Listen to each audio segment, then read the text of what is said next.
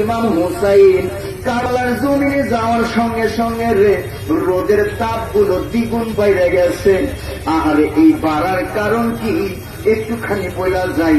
ইমাম হুসাইন নানার রওজা শরীফ থেকে যখন সালাম কইরা মদিনা থেকে যখন কারবালায় যায়, নানার কাছে বলে গেছে, নানা গো, আমি হইলাম তোমার আওলাদ, তোমার রক্তই আমার শরীরে বয়, কথা ঠিক কিনা?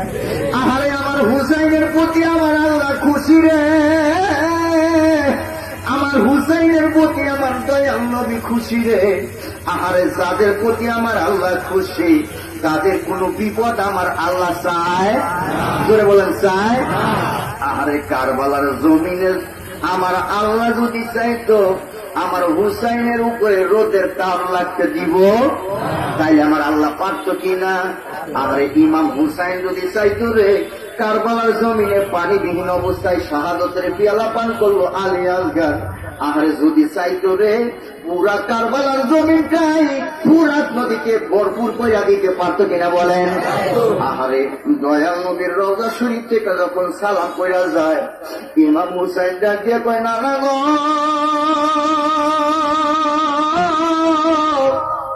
আমার শরীরে তোমার রক্ত পাই গো, আমি হুসাইন কোন বিপদে পড়লে স্বয়ং আল্লাহ আমার বিপদে হাজির হইয়া যায়, বলেন সুবহান। আমি হুসাইন কোন বিপদে পড়লে আমার আল্লাহ সাহায্য করার জন্য ফেরেশতারে পাঠাইয়া দেয়। আহারে নানা, তুমি আমার কাছে কথা দাও, আমি হুসাইন যখন কারবালাতে যাব, বড় বিপদ আমি হুসাইনের সামনে আসবে, আরে আমার হুসাইনের পানি থাকবে না, রোদের তাপ গুলো বাইরা যাবে, আমার ছোট ছোট বাচ্চাগুলো পানির জন্য কাতরাইতে থাকবে, আমার ছোট ছোট বাচ্চারা খানা পিনার জন্য আমার কাছে পাগলের মতো চাইবে, আমি হুসাইন সহ্য করতে পারবো না।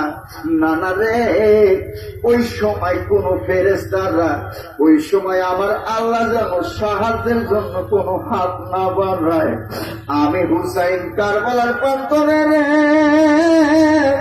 দেখতে চাই এদিকের দলেরা কত রকম ভাবে আমি হুসাইন যে নির্যাতন করতে পারে, আর আমি দুনিয়াবাসীকে দেখাইতে চাই আমি হুসাইন কত রকম ধৈর্য ধারণ করতে পারি।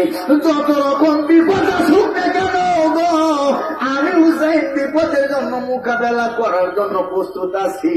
নানা গো, তুমি তোমার খোদারে জানাইয়া দিও, আমি কোন দুনিয়ার মধ্যে কোনো সাহায্য চাই না, আমি হুসাইন কারবালাতে যাচ্ছি রে তোমার নানার গুনাহগার উম্মতের নাজাতের জন্য, সেই জায়গায় আমি কোনো সাহায্য চাই না। রোদের তাপ যেন না কমে, কারণ আমার শাহাদতের নিগুড় তথ্য, আমার শাহাদতের জ্বালা যন্ত্রণা যত ভারী হবে, এই ভারীর বিনিময়ে গোনারা তোমার গুনাহগার উম্মতকে আমি তত বেশি নাজাতে নিব, বলেন সুবহানাল্লাহ।